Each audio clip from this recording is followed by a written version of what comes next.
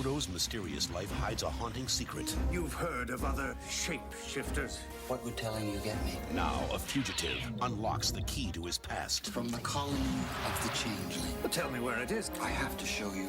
To learn the truth, I want you to escort the prisoner. Odo will risk his life. I don't give up my prisoners. Then you can die with him. On the next Star Trek Deep Space Nine.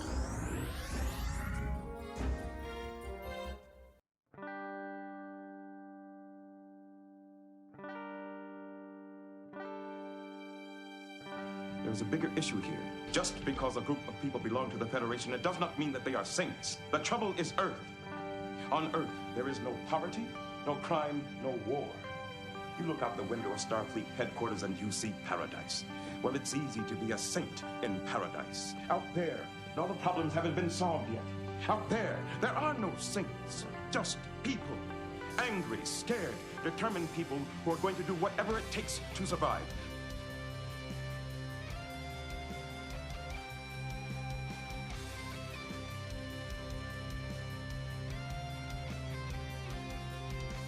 What I want to know is, out of all the stories you told me, which ones were true and which ones weren't? My dear doctor, they're all true. Even the lies. Especially the lies. On behalf of the Bajoran government and the Promenade Merchants Association, I officially welcome you to Deep Space Nine.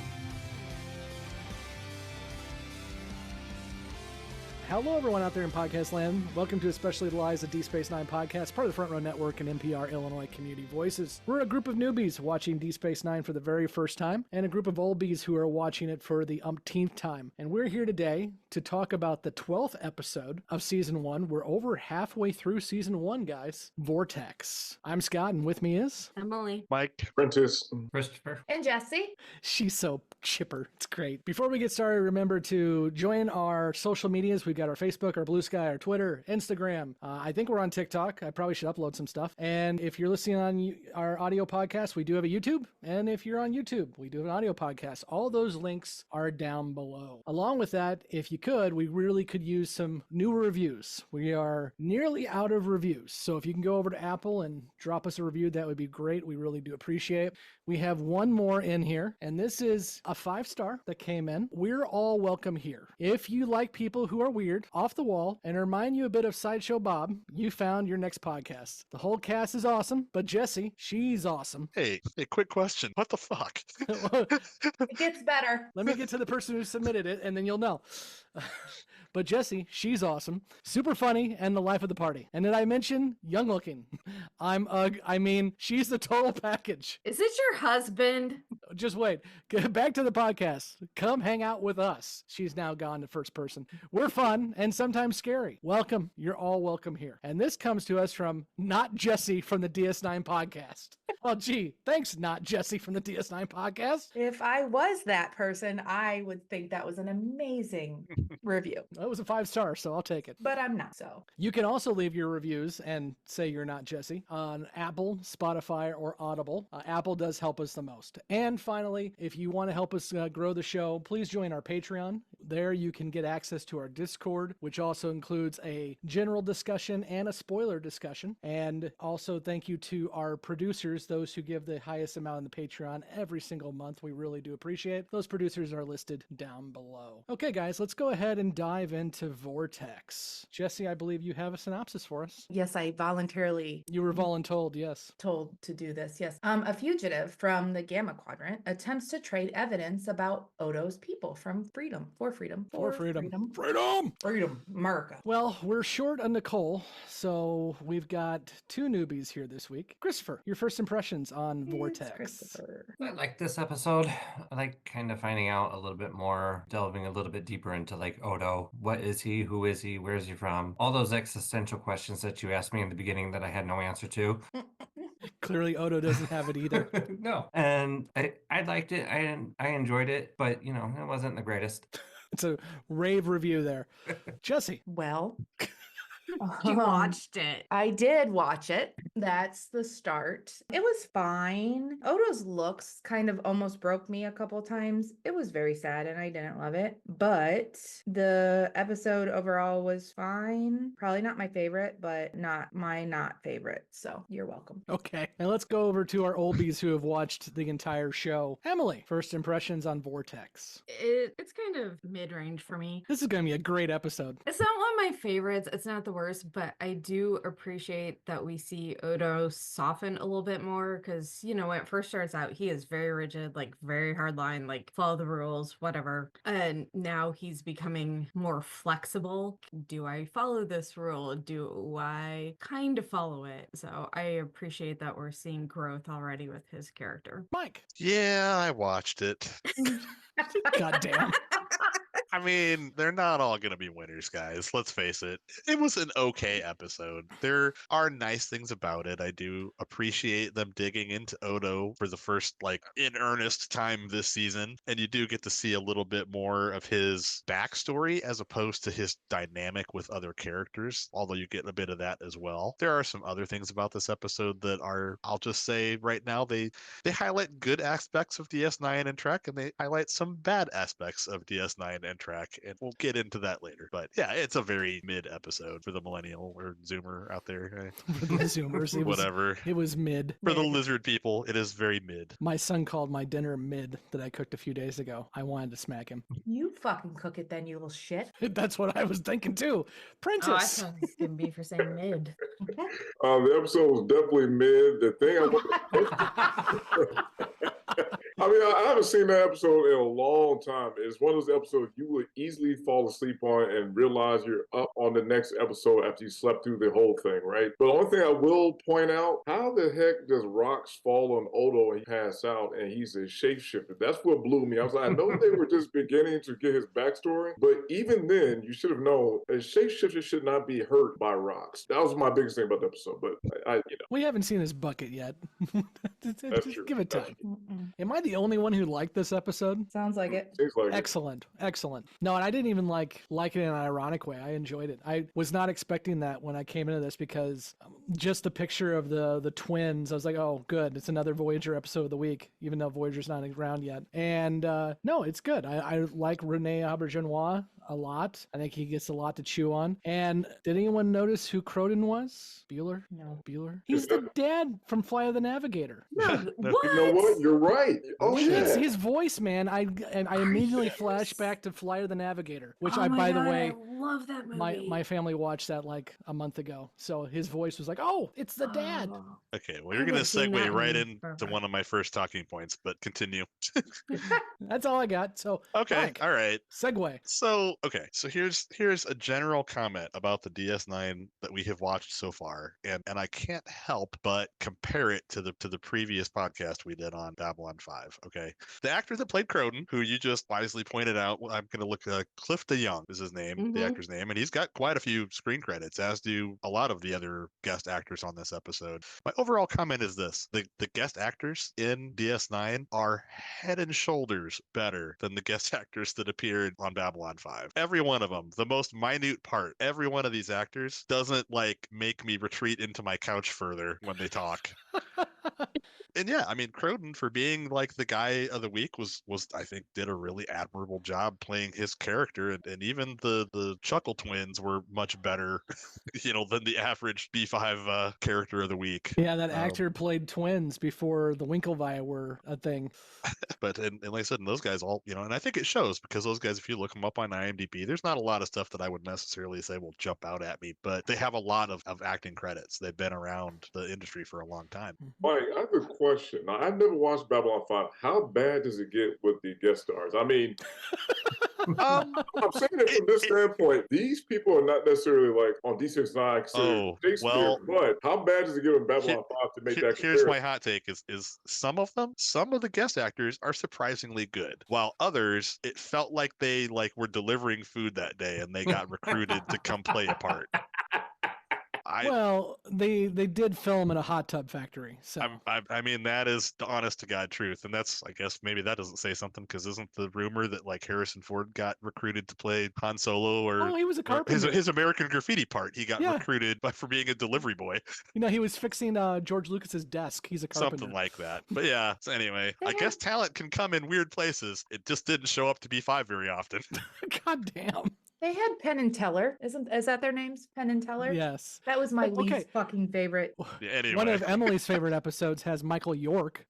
She's eating. Emily's eating. Thank you, Emily, for the backup. Which was my least favorite episode? Because there were quite a few. No, your favorite episode, Late Oh, my Arrival from favorite. Avalon, was Michael York. Oh, a God, thespian. that was such a good episode. He was actually a good actor, and I liked that episode. But anyway, there's actually another funny one that made me chuckle when we started this, and I'm sure this is going to be relatable to absolutely nobody that listens to this podcast. There was another guy who was uncredited in this episode, but his name is Frank Collison. If you look him up on IMDb, I guarantee it, you will recognize him from something. He has a distinct look, I'll say. For me, I recognized him as the guy from the M. Night Shyamalan movie, The Happening. Was he a tree? He's no, but he's the guy who tries to convince Mark Wahlberg to eat hot dogs as survival food. And I just remember him because he was this super weird character, and he went, hot dogs. There you go. Thanks for coming to my TED Talk. Can you tell this is going to be a hard-hitting episode, folks? Hot dogs. Are we done? No, I didn't stop now. Let's go ahead.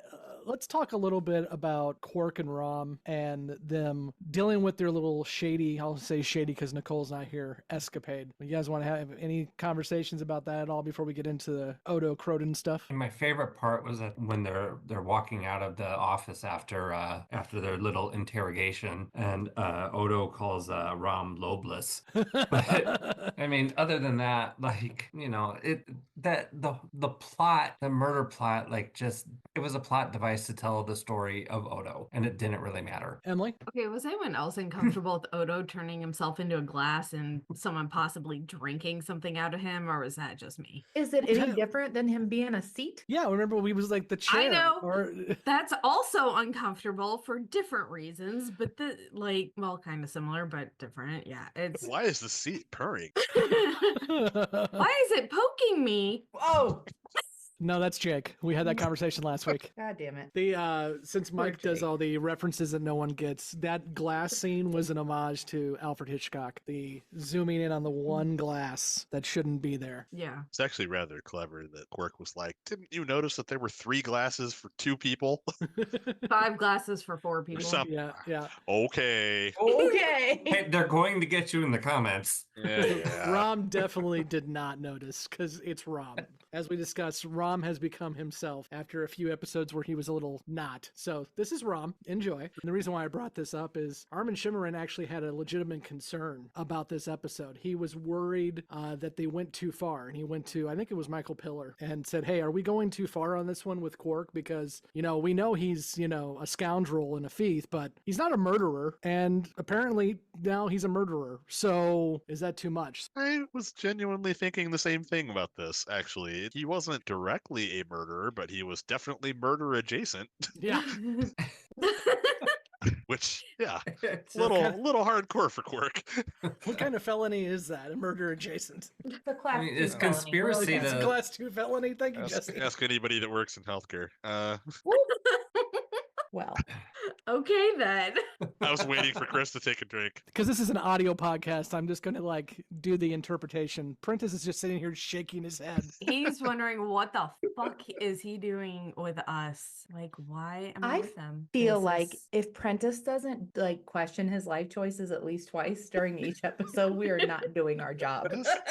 Challenge accepted. Oh my God, don't traumatize him, please. Did anybody read the article about Prentice that was posted the other day? I did. It was so cool. I almost shared it in the group, and then I was like, would that be weird? No, I'll just secretly read it. He's kind of a big deal. He's kind of a big deal. I mean, he didn't tell, he played it off when we asked him what he did. He's like, I just I do some stuff. Okay, sir. Yeah, some stuff. Let's go with that. Anyway, you just don't want to make us all feel bad for how crappy we are as humans. You're all losers, and I don't want you all to know what I do.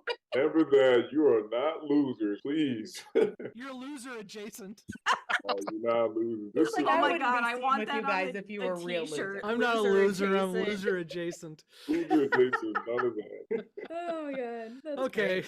Well, I think So this episode is fantastic. exactly. Let's talk about the cusp of the episode. All right. Odo. And No. Cronin. Hold on. Oh no, Mike's got something else. So I do have one other thing to bring up, and Mm. Prentice hinted at this already. So I said I had 2 bones to pick with this episode, and the first one was the better casting. That was the positive note. Now for the negative. Uh-oh. Boy, did this ever highlight how bad Trek TV is at action. That whole, like, anytime that there's like a phaser battle, it's just dudes standing out in the middle of nowhere going pew, pew, very slowly. Jessie's made that comment a couple episodes. I was waiting for Jessie to complain because, you know, usually she confuses the tricorder with the phaser. But this time the guy had like a flat little thing with a little jewel on it, and that was his phaser. I didn't even know what the hell that was. Yeah, it was just real cheesy. I will say what I said the last time we had this conversation, and it will mean absolutely nothing to the newbies for at least another 2 or 3 years. Yay. The Siege at AR 551. Thank you for that. Wow. You're welcome. Groundbreaking. It will be It when will we get there. in Shut up, Emily. 2028. Emily. No, ma'am. Since we're talking Babylon 5, it also has Lanier in that episode. Oh. Bill Mooney. I love me some Bill Mooney. But yeah. She just called me ma'am. Ma'am. Okay, Oh, sir. Sir. Mike, you have anything else? No, I mean, I think it goes right along with Odo getting hit by a rock. I don't necessarily have a problem with the fact that he can get knocked unconscious, because I guess he has a brain module floating around somewhere that can get bopped. But yeah, that was my thing. Since Prentice it was called still it out, weird. It was. We know that Odo's gelatinous, and he can turn into anything, and he also changes his size, so he phases like Transformers do. But it didn't really throw me off that he got knocked out by a rock. I'm good with that. I'm okay with that. It's the fact that when he wakes up, he's holding his head, which again, there is no brain there. He is just a form. So, my point is But he still has an ouchie. No. No, I'm sorry. It's inconsistent. He should not have been holding his head. The rock, he should have just formed around it or something and let it fall. Well, and we saw that in Emissary. The one guy throws the bolo at his head, and it just goes through his head. Exactly. So there's no Saw brain it coming there. though. Okay, you didn't see the rock coming. Anyway, I don't know. It was still weird. I don't have a problem with him getting knocked out, but it was still weird somehow. Yeah, it is definitely an inconsistency based on what we've seen. That's for sure. But what else you guys got for Odo? We learned maybe a lot, maybe not. Cronin basically lied most of the time, so we don't know what's true. But newbies, what do you think of what we learned? I think that I would want this show to get fucking better. Listen, goddamn hot take. Sorry, trigger warning. It started out so fucking awesome, and now the last like 3 episodes have been hot garbage, and I want better episodes. That's what I learned today. Thank you for using my word. Thank you. Hot garbage. I love it. My dog smells like hot garbage all the time, so that's the thing. True story. So I actually did have a few things that I wanted to discuss. Oh, wonderful. Oh, good. Yeah. We can't wait. Please, I know. pad Are out you this trying to runtime. keep us on track? You know, I can just leave. I Fuck don't you, Christopher. fucking care. I can just leave. No, All right. someone has to be Wow, the adult put tonight, the and bat apparently down. it's you. I just wanted you to pad out the runtime. That was it. Okay, sorry. I mean, please, Christopher, go ahead. We can't wait to hear what you say. If you'd like to pay for our therapy, please go ahead and go to the Patreon. Dude, who has Bezos money to cover that? Oh, So Cronin was on the lam because I don't know because it was an enemy of the state is I think what they said. And he slit people's throats. That happened afterwards, though. Right, but he was still an enemy of the state at first, and like the punishment was killing his family. And we've had a couple episodes where they've had like the death penalty, as an option for a punishment. Oh, no. And we've seen how that's kind of not a deterrent because they've been willing to die for, like Dax was kind of willing to go to trial to where death was a possibility. And I don't know, does it make it more of a deterrent if it's your family that they're going after? Well, I don't know. I mean, Which family member? I was gonna say it depends on how you feel about your family. I mean, this is true. Look, all I'm saying is Clearly- I got an uncle in Florida who, I mean, wouldn't be missed. Not gonna lie. Real? Hi, Terry. Hi. I God guarantee damn. he doesn't listen. I was gonna say, you know, he's not listening. Not my family. My family's amazing. It would be a deterrent for me. I have an uncle in Texas named Ted Cruz. No. My uncle Elon. Oh, there's a Patreon money right Okay, there. well, we're God gonna get damn it. thrown in jail now. All right. To the members of the NSA listening to this podcast. It's a move on. joke. Gonna get sent to the Havana Hilton. Oh, what am I talking about? They all been fired, so they're not listening anymore. They're the only ones that they're keeping on. Okay, so we had some discussion about Odo. Was there anything else? Jessi, did you have anything? No, I hate this. Okay, then all right. So I did have like another thought. Okay, was like to me, like I've always kind of seen Odo as this guy who, you know, he's just kind of new. Like when somebody would report to the command, there's already cliques kind of formed, and on DS9, it's the Starfleet clique, and then like Major Kira has kind of like been welcomed in, even though she was reluctant at first, but she's, you know, she's there and she's a part of it. But Odo like comes in, he does his job, and you know, he kind of goes about and he's just kind of that lonely guy, right? He hangs out at Quark's, and they're, you know, like it seems like that's his only friendship, but you know, he uses the excuse of work, and that Quark is always up to something in order to find an excuse to hang out with him. And it, you know, it annoys the hell out of Quark. And but this episode made me think that was it more like kind of like he was adopted, like an orphan, like you don't really have this connection to your family or your culture, and he's this outsider in this culture, and it to me, like it has to be like such a lonely existence for him because he doesn't really have anyone. And that's what I mean, that's what this episode made me think about, you know, when they were on the ship, and Croden said, how do you stand it, changeling, living where you don't belong? And you know, like we have, you know, we in the States, we always say that we're a country of immigrants and that everybody's welcome. And you know, there's a predominant culture, and if you're not part of it, you're on the outside, and you know, you kind of never really belong. Like my wife, who is a first generation immigrant, has said that she never really feels comfortable here or back, you know, in her home country, because she's not a part of either world fully. And this episode made me think about that for Odo, and you know, for Croden and his daughter at the end when they were going to Vulcan. Yeah, I think that's. I think it was really smart, and this is one of the reasons why I like the episode. Is you've got the dual track of Odo and Croden, and they both are dealing with the same thing. Odo is an outsider; he has no idea where his home is. Croden knows where his home is, but he's not going to be able to go there for a very long time. And so they kind of, even though they were very disparate at the beginning, they kind of have a shared story now. I like that a lot. Emily. And to Christopher's point, it's not even that. I mean, yes, he is outside whatever dominant culture is currently on the station, but he's also the only one of his kind. He's, at this point, as far as we know, he's never met another shapeshifter. Like, he has no idea where he comes from. He doesn't even know about himself. So I felt like this really did start to highlight the struggle of not only is he not sure where he fits, like in command or like within the space station, he just doesn't know where he fits in general, like in existence. And it was interesting that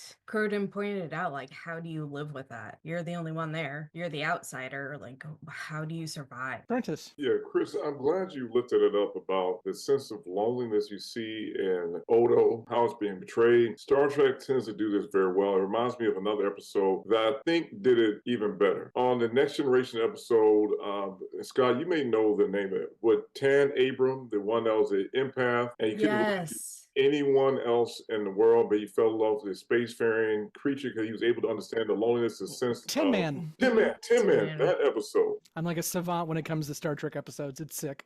Yeah, so Tin Man in this episode, to me, they align about speaking to community and trying to connect to one another. And I think Odo did a great job. The actor did a great job. Renee did a great job of portraying that hope. He broke character a little bit to show, hey, do you actually know where my people are? Can you give me the answers to who I am to give me this connection I've been looking for. To Scott's point and Chris's point earlier, Odo's the kind of guy that is very stern, very reserved, but he's using that to mask all these insecurities. He's hiding behind the work to give his life some meaning. So, Chris, I really appreciate you lifting it up because I did notice it. And I think the episode, at the very least, although it was mid, it did a great job of showing for the first time how desperate Odo is for connection to his community. So Odo says when he asked him that question, he's like, I'm as much of a part of this station as anybody else. Was he just trying to convince himself, or did he actually feel like that? Because like, I feel like you don't know what you don't know. And he's kind of like a loner anyway. I don't want to put myself in his shoes because I don't know what he's thinking, but he sounded to me like he had convinced himself that he belonged where he was. Christopher. And so I think to that, Jessi, I think, for Odo, his job gives him purpose. So when he says, I am as much as part of the station as anyone else, it's him saying, I am important to this station. I help make it run. I have a purpose, because he doesn't have really anything else to give him purpose. He doesn't know who he is, where he comes from. Right. He doesn't have a people or a culture that he can identify with. All he has is that job. I don't know, because like that sense of loneliness to me just always comes through in Odo. And Croden said, I doubt it. They tolerate you, but you aren't one of them. Yeah, but just because he knew that, just because the other person said that, doesn't mean that Odo felt it. So, and I get it. Like I'm not a person that wants to be alone, right? But there are people out there that just prefer not to be with other people. Like they just don't want companionship. And because I want companionship doesn't mean that I need to project that on them and tell them what they want, right? If that's not what he wants. Because I mean, Odo could go out and he's a good looking dude. He's not terrible. Especially after they fix the makeup. He's a little odd, but he's not as odd as most of the other people on that space station. He could go out and get a girlfriend if he wanted one, but he just hasn't. And he can shapeshift into anything you want, ladies. You want a glass? I got a glass for you. Okay. But no, I think, Jessi, I see what you're coming from, but for me, and I'm just speaking to the 12 episodes we've seen, I think that Odo has shown a couple times that he is insecure in where he sits on this thing. I mean, or when we had the other security guy come on for a couple episodes, the low-rent O'Brien. Lieutenant Donut. Yeah, the first thing Odo did was, okay, I quit because I obviously have no place here. Yeah. Christopher, you hit on a good point too, is his relationship with Quark, I think, is not just the standard, you're the troublemaker and I'm going to knock you around. They have some moments, and we've seen that already too. So yeah. I do think that Odo is trying to find his place. I mean, he even calls the little key his cousin. That's how lonely he is. It's his cousin. Yeah, I mean, he definitely keeps other people a little bit at arm's length, of his own accord. And we don't know enough about his backstory at this point to understand maybe all of the reasons why he does that. But I noticed the fine example, and I can't remember if it was in this episode or a previous one, but he even kind of denies the others giving him the nickname Constable. He doesn't want it. Yeah. He calls out Cisco on that. Why do you call me Constable? Emily. Well, I think some of Odo and Quark's relationship at this point is they're still holdovers from the Cardassian rule. So whether or not he likes Quark, whether or not he thinks he's a friend, he knows Quark. They already have a history, so there's comfort there whether you like him or not, just because it's a known situation. Yeah, I have more thoughts. I'll save them for after, when the newbies are gone. Yeah. No spoilers, please. No, we're not going to spoil them. I was going to say, I find it hard to believe that some people, now granted, not all, I'm making a generalization, most people need connection to other people. They're not necessarily naturally isolationists, but I think some people go through trauma or bad experiences where they push away from people. In regards to Odo, you get the sense something's happened. He distrusts people. I think it comes from that space. I don't think he naturally wants to be alone, but it seems as though he's put up this armor to protect himself and his feelings because he may have gone through stuff in the past. And we saw a chink in that armor, didn't we? He smiled for the first time in the show. And actually, Renee Aubergenois commented on that, saying that was his decision to crack that smile. And it's kind of like Odo's letting somebody see who he is, and that you have to earn that. Anything else, guys? See, we got a good half an hour out of this thing. I'm proud of you. Okay, so now we can derail it again? Oh, God. Nobody said we hated the episode. It just wasn't our favorite. Emily, how are you going to derail? No, actually, I was just going to ask what people thought of the Miradorn costumes. That would be the makeup. twins. Yeah. The Any thoughts makeup on had like a little, did they have like a little hole in their head? Like, and they looked like they were, you know, like going into like a 50s nuclear reactor where they were like in that like it was like a kind of bubble like tin suit. foil. Yeah, like it was just like Pretty sure that was used on Voyager a couple times too. not Because the they can greatest have costuming. butt crack foreheads. I'm just saying. There's Jessi. Not so much on the Miradorns, but Michael Westmore, who did makeup for Star Trek for forever, he said that the best makeup he did for season 1 was Croden's. And actually, we didn't get to see all of it. Croden originally, when he was designed, had gill slits, but the necklace he was wearing was really throwing that off, so they glued the gill slits down so you couldn't see them. So a little behind the scene. I think they just keep getting uglier and uglier. Like, bruh, You're a nasty. speciesist. There's also, well, whatever, call it what you want to call it. But they get, there is one that looks like a Who from Whoville. Like the guy that showed There up are last stars time. upon their stars. His nose is like this, and he's like, no. It's the guy that showed up to the bar at like 6 a.m. the last episode. Oh, Morn. Yeah, that guy. He This was is so actually, and I did spoil. Morn's name is first dropped in this episode, and we find out he's a talker. No, we don't ever hear him say a word. At least we haven't yet. Like I said, what's Morn spelled backwards? Morn. We only got 2 newbies this week, but let's ask them if they have any questions or predictions, and then we will jettison them out the airlock, or maybe just toss them into a cave and let them deal with it, and then we'll talk spoilers. So, Christopher, questions, predictions, any lingering thoughts? So, was Odo orphaned? Are there other changelings? And does Odo's choice to have the Vulcans take Croden cause the Federation problems? More Vulcans, more problems. I don't trust the Vulcans. I do like, I've been doing, and I know some of you also have been doing a rewatch of Enterprise lately. And I do love seeing the TNG Vulcans, which the Deep Space Nine Vulcans are the next generation Vulcans, versus the Enterprise Vulcans, because the Enterprise Vulcans are assholes. This one's like, oh yeah, we'll take your 2 people that we have no idea who they are, and we'll bring them back to Vulcan. It'll be great. Yeah, the Enterprise ones are jackasses. And I kind of love it. A little bit, yeah. There's a reason. We have episodes about that on Enterprise. Yeah. Jessi, do you have any questions, predictions? I know it's an audio podcast, but do I look like I have any questions or predictions? I don't know. I can't tell because I keep getting distracted by your birds aren't real flag behind your head. For the love of God, shut up. No, I refuse. Not you. Oh, for fuck's sake. Give me, hold on. She's currently yelling at her dog. Jessi just jumped out from a chair. She just kicked something as it went out the door. Her dog's being noisy. Here she comes. She's coming back. She's going to unmute now. She's preparing herself. Hi, Jessi. How are you? We're like, what, 5 years into this, and he still opens the fucking garage door when I'm doing this. Oh, no. I thought it was your dog. Well, it started with the dogs, and then the husband chimed in, and we're just doing great today. Damn I don't have anything. Fuck. Okay, great.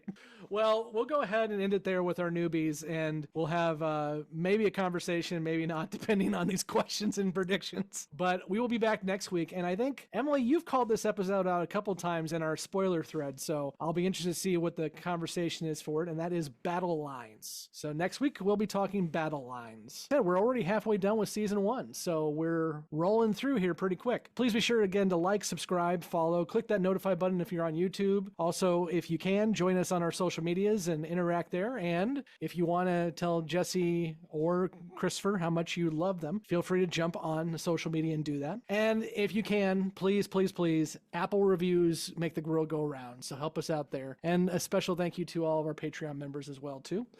And we'll be back next week. So until then, I've been Scott, and with me has been Emily, Mike, Prentice, Christopher, Buttholes.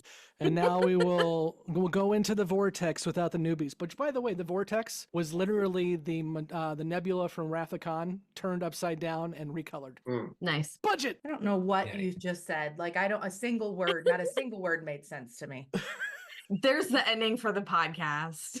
That's the ending for the entire series. I don't know. Not a single word made sense to me. What's our word of the day, Christopher? Fuck if I know. You can't put the man on the spot here. You're the only fucking one that talked this whole goddamn episode. Do you have any words if somebody's still listening to us? What can they comment below to let us know that they're still here? Oh, wow. Buttholes. That's what it is. Buttholes. You're welcome, Christopher. God damn it. What did the guy say? Having Jessi on the podcast makes me not want to bully Christopher. This is why I'm here, folks. That was on our Discord, which you can join if you're on the Patreon. Yeah, help us pay for the therapy that Christopher's going to need after dealing with me for 7 seasons. I think Prentice is the one who's going to need some therapy after all. Oh, Yeah. Prentice has made his decision. Remember, he's here by choice. He's made his bed. Now he's got to deal with it. It's all good. This is the least of my concerns about therapy. Not at all. Yikes on bikes, dude. On that note, be gone, newbies. Be gone, Christopher. Toodles poodles. You too, Bye, Jessi. guys. I'm trying. How the fuck do I get out of here?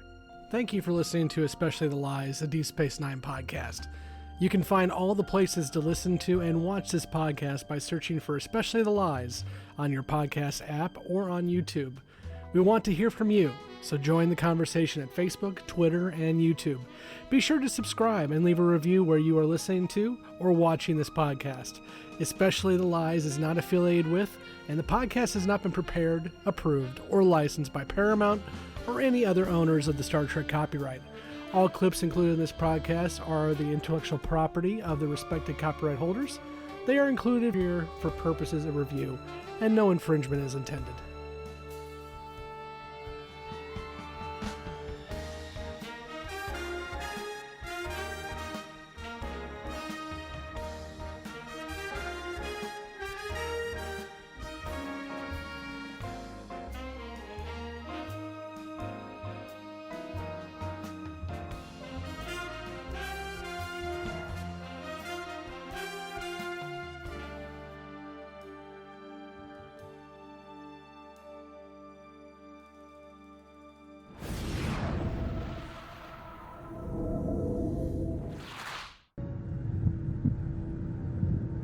Why have you brought me here?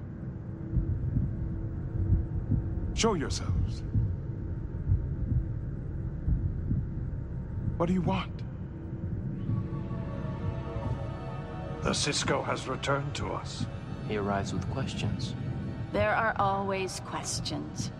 Welcome back to, I don't know what we're calling it, but this is a spoiler section. So if you have not watched past the Vortex, then you should leave now. And this one I think is going to be some heavy spoilers about our good friend Odo. So be warned. So let's go ahead, Emily, and dive right in with our newbies questions and predictions. All right, so we're going to start with the short answer question for Christopher. Does giving credit to Vulcans cause any problems? We never hear this again, as far as I remember. No, so we don't. It doesn't matter.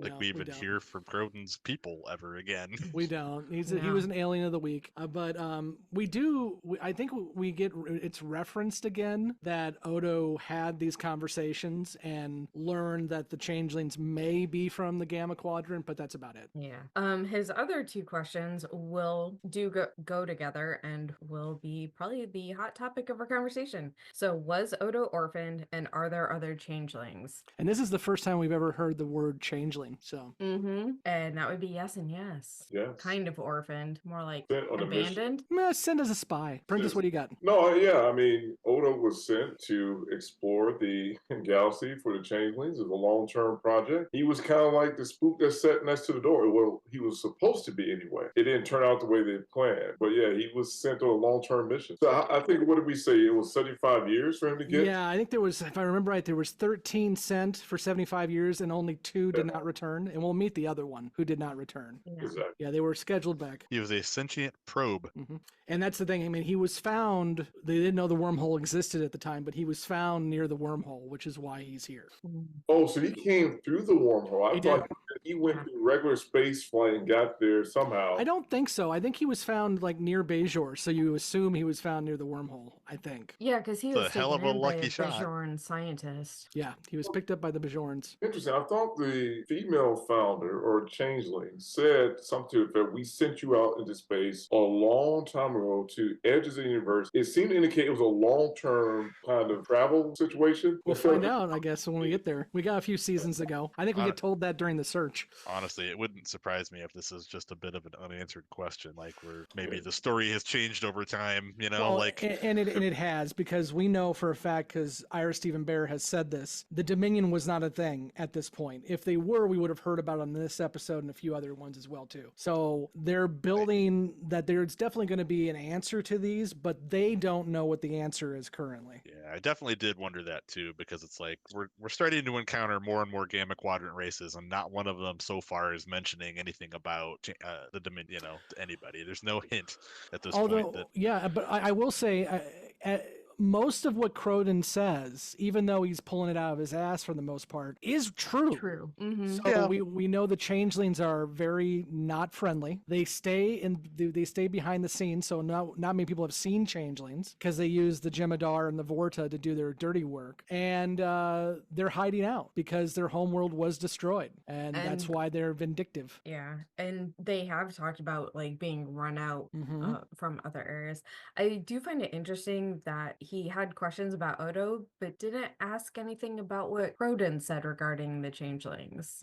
It's kind of a red herring thing because we're told flat out by Croden after Odo asks him that he was making a lot of this stuff up. We find out later he was not, but so I don't know if you can read into it too much. Yeah, I'm just thinking, given he actually encountered a changeling and they had the key that looked like. But he didn't though. He said later on he did not encounter him. No, right? but like in this episode, he finally encountered a changeling, so obviously there was some truth to changelings do exist, so that would give at least maybe some inkling that everything else he said regarding changelings might be accurate since no one's ever seen them. Yeah, it's actually a good point. Like Croden wasn't like super freaked out when he saw a changeling like turn from a cup into a man for the first time, so it's like, oh, okay.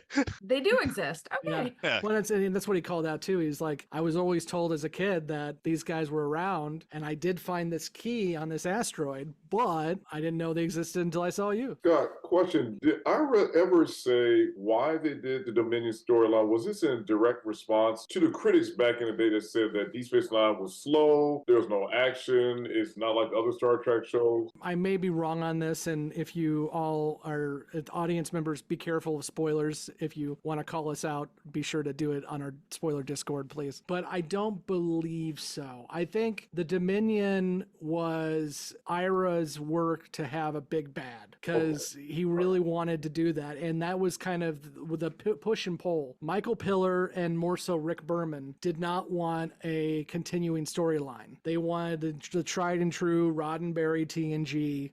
We want to be able to pick up episode 100 or episode 2 and know what's going on. And Ira Bear did not want that. He wanted a continuing storyline. And other people like Ronald D. Moore, who obviously will come into play a lot more as we get deeper into the show, they wanted a continuing storyline. So that's how we got to the Dominion, and then how they kind of put the changelings in on that as well too. But also, I mean, this isn't the only one. I mean, for season 4, the big bad's the Klingons. So, and that's why I was asking that question. Season 4, it was deliberate. You heard in the different TV guys they were talking like, we're gonna bring some new spice. Yeah, I think the Klingon story and the Worf story were absolutely like, we may not have 7 seasons. Yeah, right. I don't know if the Dominion was or not. I don't know of any discussion of that I'm aware of. God, just a weird aside. You were talking about Enterprise earlier. Yeah. I always wonder what happened to Anthony Montgomery after that show. Has he done any more work? Oh man. And first of all, I want to tell you, I saw him at a convention 3 years ago in person. So he was really approachable and all that. But I've seen him in a show called, and this is complete trash, but he's in the show called The Family Business. And he's not only on that show by himself, he's on there with the hologram, the Doctor from Voyager. Robert Picardo? Yeah, and Picardo's going to be in the new Starfleet Academy show. Now, we don't know if it's the Doctor from Voyager, or actually, I think there was an episode in Voyager where a copy of the Doctor was sent into the future, so that very well could be. Okay, I do have an answer. He was in 130 episodes of General Hospital. He did a lot of soap opera. How did he do that? Because he's playing a Muslim character in the show. 2011 to 2023 was General Hospital. Mm-hmm. Oh, so he's been working multiple shows I don't watch. Okay, got it. Yeah. I think him and Linda Park, both of them were just kind of screwed by the Enterprise writers. None of it. I mean, you could tell, and we're getting so sidetracked, it's not even funny, but you could tell that Montgomery's character, Mayweather, had some stuff like the first couple episodes of Enterprise. Like, he's the space boomer. He's the one who knows stuff that no one else does. But then they just kind of ignored that and just moved on. The same thing with Linda Park Hoshi. She was the one who was always figuring stuff out, but then they got, they stopped doing that. This was the most underutilized cast, the Enterprise cast. Secondly, second only to Discovery. I barely remember the names of the crew. I couldn't tell you the bridge crew of Discovery if I had Honestly, to. I don't know who they are. I'm like, it's random. I'm like, you've been here for years. I have no idea about your backstory, what your name is. You're just that person. We briefly tried to do a Discovery podcast and it crashed burned because Discovery.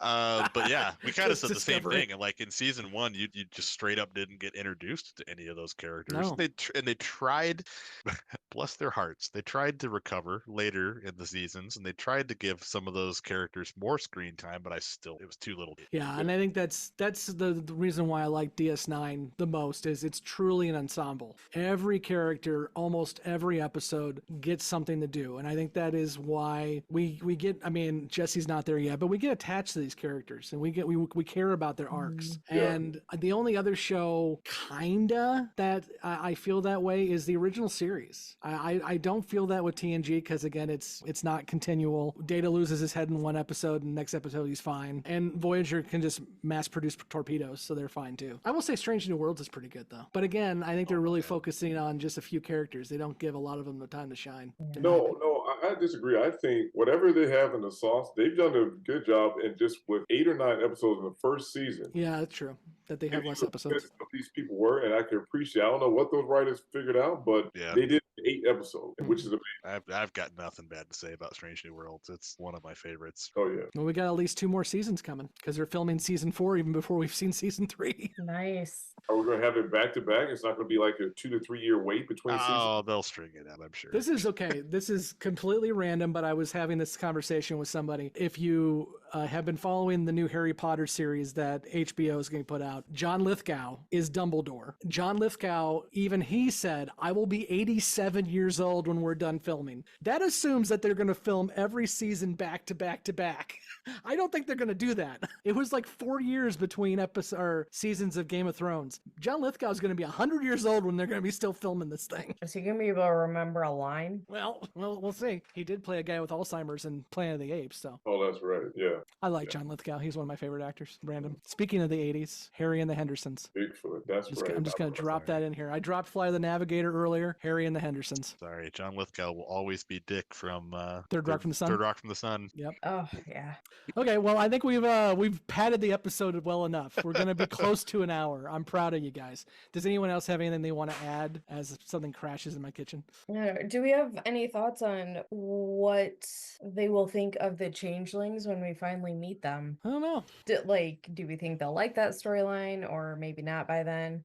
I genuinely don't remember what the first real changeling encounter is after. We get told about the changelings before we see the changelings. We see the Jem'Hadar and the Vorta first. And that's why, I mean, the first episodes of season 3 is called The Search. They get the Defiant for the first time, and their job is to go find the Founders. And they do, and it's not good. And they don't know who the Founders are at that point. Or that's when we see a Galaxy class get destroyed by Jem'Hadar fighters, and we're like, oh shit. Yeah. But yeah, it's going to be a little bit. It's going to be a slow burn on the Founders. Which I think is smart, because I think along the way we learn more about Odo and how he was picked up and poked and prodded, and a little bit more about maybe why Odo is so Odo, why he is the way that he is, and so protective of himself. Yeah. I came close to spoiling that he already knew Kira. Be good. Don't do it. I know, and I didn't. I was like, wait, can't mention, just stick with Quark, because they don't know that he knew Kira. You're going to have to be good next week, too, with battle lines. Well, I think they kind of hinted at that, didn't they? I mean, we already knew that Odo and Kira had a rapport, but...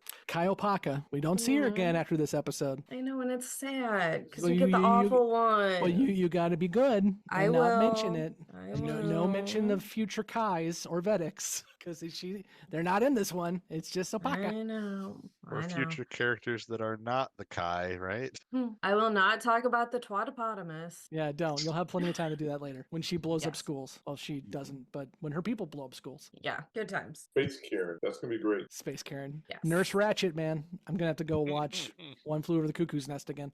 Okay, well, I think we've stretched it out long enough. So thank you you everybody for continuing to join with us. As I think we've got some really good episodes coming down the line. We got I like Battle Lines. I think it's a good one. We got Duet here in a few weeks, and we got In the Hands of the Prophets, which is the season finale, and we've got The Storyteller, which is interesting. Nah. Oh, and If Wishes Were Horses. I keep forgetting that one. I hate that episode. Should be fun. Can I skip it? No, you may not. Damn it. All right, fine. And pay for that week's therapy. Until next week when we talk Battle Lines, I've been Scott, and with me has been Emily. Mike. Prentice. And we'll see you in the Vortex. I don't know. That's all I got. In the fire caves. The cave set made a return this week. Sorry. Yeah. I mentioned that they spent a lot of money on that cave set, and they're going to get a lot of use out of it. It's a good set. We didn't even call it out. I think it was last week. Cisco mentioned to Jake that they were going to tour the fire caves. We didn't even call that out. Yeah. We're slacking off. Cisco's going to tour the fire caves in about 7 years. That's all I got. Yeah. Okay, that's it. You've lost me. All right. Bye. Good night. See Good night, guys. Later. See ya. Is everybody back there in one piece? Yes. Good. Take us out of your precious vortex.